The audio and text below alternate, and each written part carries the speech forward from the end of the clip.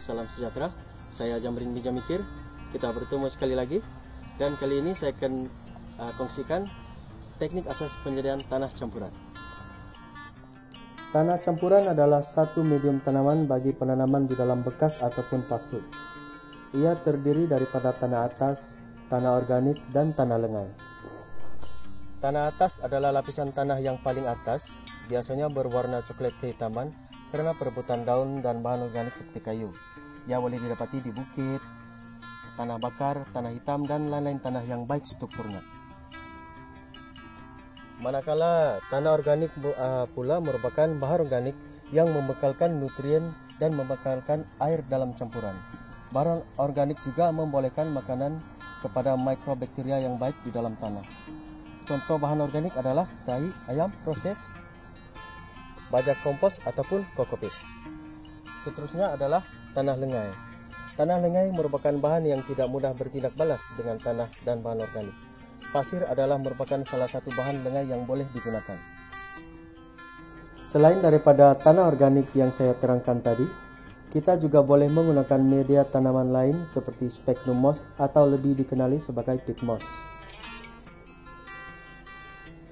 Dan juga media tanaman seperti kokopit. Oke teman-teman, seterusnya saya akan tunjukkan kaidah penyediaan tanah campuran. Dan kali ini saya akan menggunakan nisbah 3:1, yaitu 3 tanah atas,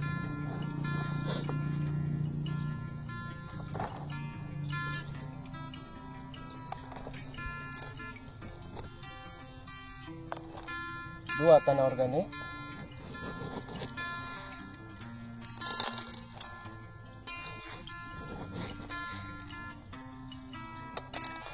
dan 1 tanah lengai.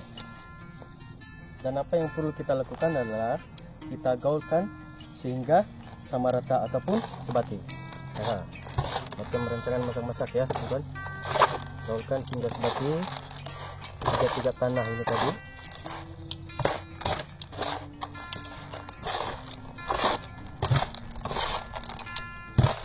Oke teman-teman, bila kita rasa ia sudah sebati, kita cuma perlu pindahkan di pasu.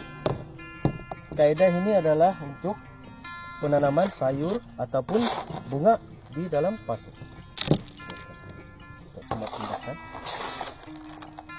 ke dalam pasu.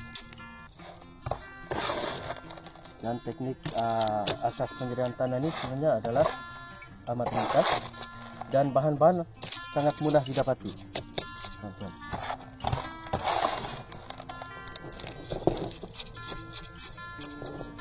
Oke.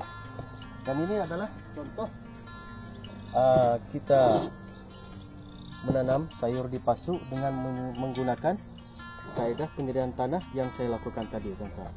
Kita boleh tanam sayur di dalam pasu menggunakan kaidah penyediaan tanah yang ringkas tadi.